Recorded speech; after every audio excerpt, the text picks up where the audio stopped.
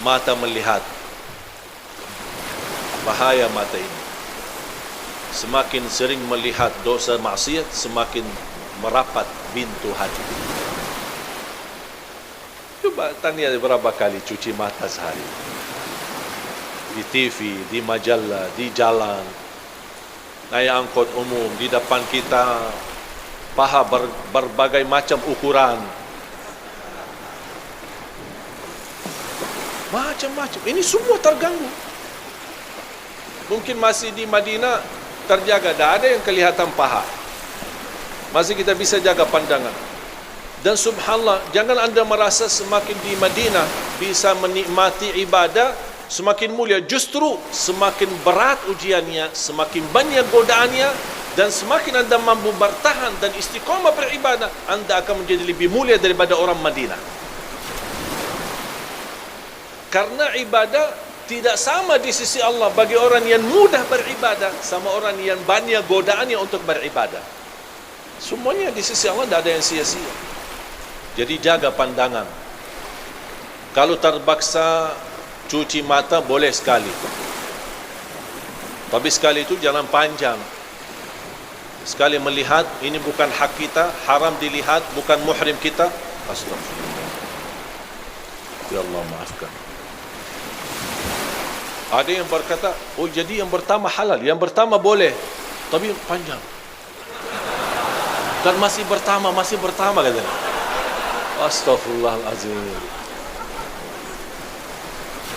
Apalagi kalau pandangan ini disertai dengan syahwat. Kadang-kadang gara-gara satu pandangan itu bisa membuat orang jatuh cinta. Sambil tidur mimpi perempuan itu atau apa yang dia lihat. Sambil terbangun pemikiran, perasaan macam-macam. Sambil berdoa, ya Allah ketemukan lagi kalau dia jodoh saya, ya Allah. Lama kelamaan, ya Allah kalau saya tidak nikah sama dia, saya bisa bunuh diri. Aduh, kok berubah semuanya. Itu semua gara-gara pandangan pertama. Makanya di dalam bahasa Arab, wal hubbu minan nadratil ula, jatuh cinta gara-gara satu pandangan.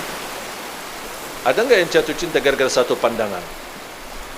Kalau masih ikuti satu pandangan dan jatuh cinta dan alhamdulillah bisa dinikahi, alhamdulillah aman. Tapi yang tidak aman, na'udzubillah, kalau dia larinya kepada dosa maksiat. Makanya obatnya apa? Rasul sudah memberi obatnya.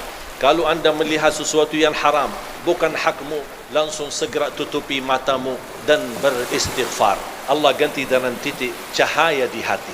Tapi kalau dibiarkan dan masih mengikutinya, bahkan bertambah melek matanya, akan syaitan berhasil melimbarkan panahnya, bertambah titik hitam di hati.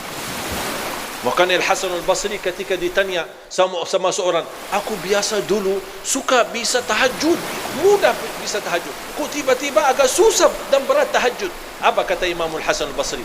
Kabbalatka dhunubuka wa ma'asik, terikat dirimu gara-gara dosamu. Yang biasa di saf pertama tiba-tiba suka telat, tolong tanya diri, dosa apa yang kita lakukan sambil mundur. Tahajud mudah, tiba-tiba merasa berat, ingat ada dosa yang kita lakukan yang membuat kita malas. Apapun ini dosa sangat buruk. Ada orang yang Masya Allah rutin tidak pernah, jangankan saf pertama, takbiratul ihram sama imam tak pernah tertinggal. Saya pernah kenal sama ada orang ulama dari India. Usia meninggal beliau 183. Maaf, 138. Usia 138. Dan dia ulama besar di India, ulama hadis. Hafal semua buku hadis. Bukhari, Muslim, Abi Dawud, Tirmidzi, Nasai, semua hadis hafal. Pernah guru saya bertemu dengan beliau dan mendapatkan ijazah sanad di ilmu hadis.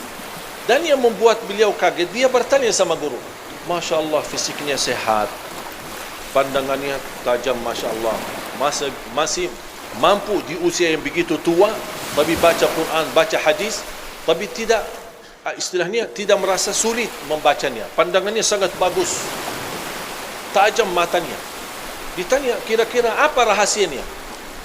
Tahu enggak dia jawab apa? Seumur hidupku saya tidak pernah melihat wanita yang bukan muhrim saya. Seumur hidupnya tidak pernah melihat wanita yang bukan muhrim.